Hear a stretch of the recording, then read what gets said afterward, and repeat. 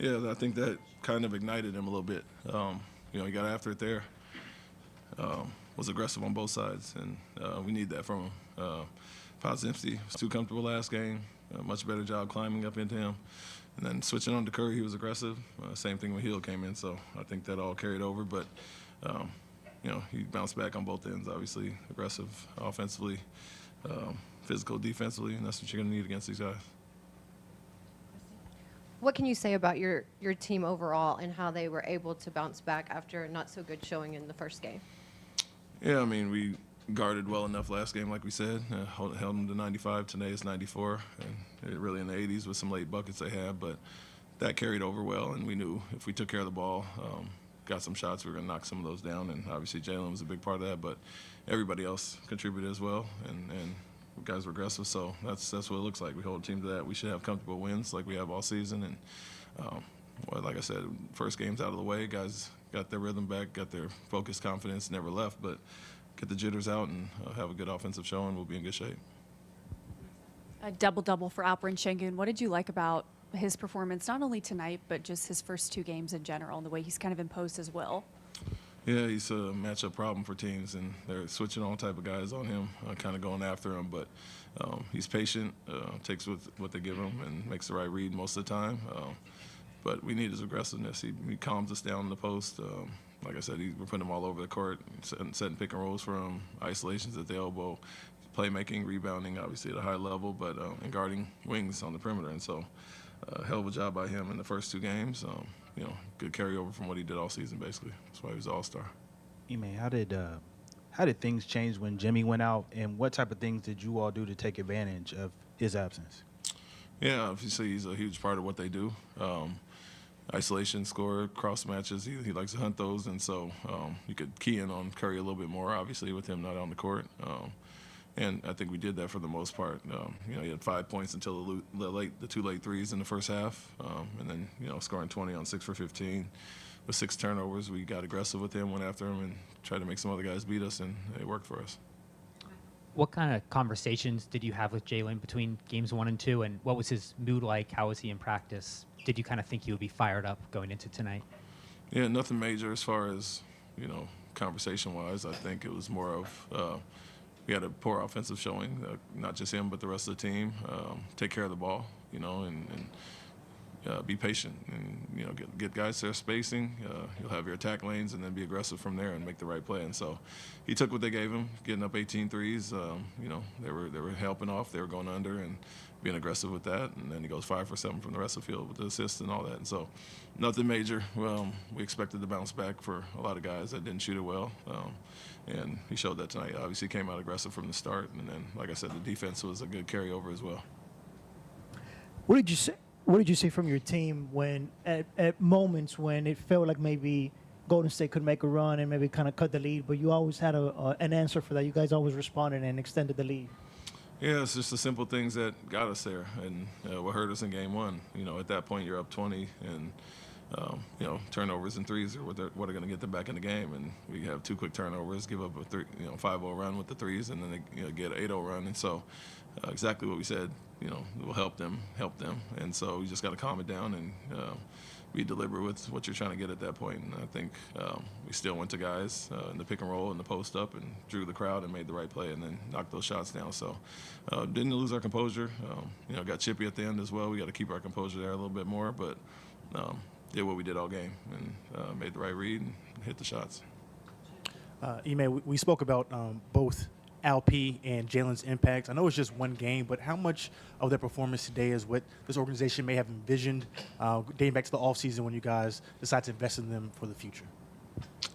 Yeah, I mean, they've had ups and downs over their first few years, but been pretty consistent, going back to last year and all this year. And so Jalen's leading scorer, Alpy's an all-star, and they all do it in different ways. But when they're both rolling, we're hard to beat, or we can go the balanced route with a bunch of guys scoring. And so we've done it every which way. And with them, it's experiences, getting it under their belt for the first time, and then just kind of going through it. And the message has been keep it simple. It's just basketball. And once you get it out of the way that first game, it's playoffs are here, and do what you've been doing all year in your whole career. And so confident in them, obviously. We paid them, so we love them, and we got them here. And yeah, they continue to grow, and it's great to see for the first time them going through this. Coach, it seems as if this team thrives off the physicality, the altercations, the technical fouls. In terms of how it pertains to playoff basketball, do you see it as a positive thing in terms of getting your guys galvanized in the moment? Yeah, it seems to always do that. You know, that's who we are. You know, that's our identity for the most part. So, like I said, from start of the playoffs, we don't have to flip a switch and try to get tougher, try to get more aggressive. That's kind of what we built everything on, and so that carries over to the playoffs. We understand that, and if they let us play both teams, it's in our favor for the most part. Golden State as well is physical. You just have to play through it. You can't expect it on one end and then cry about it on the other. And so if it gets chippy, we've seen over the last 2 years, that works in our favor for the most part, gets us amped up. But when you have a lead up 20 and things start to happen, you understand why, and that's kind of last resort by teams. You got to keep your composure at that point and just stay calm. Coach, you mentioned the focus being on making shots for this second game. Some people's critics say that y'all don't have a closer, somebody that can necessarily close out games for you. What's your response to the critics that say that?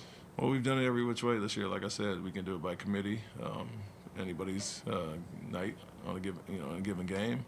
And then you have nights like this with Jalen going for 38, and we've had Alcy and Jaylens going for 30 each. So they make the right play, they draw the crowd, and where they both grown is getting everybody else involved. And the fact that they can break defenses down and create shots for themselves, the onus is on them to get guys involved. And we space it out with shooters, cutters, lob threats, and all those things, and it works well for us. So however we get it done, we figured out all year different ways, and tonight it was Jalen's turn.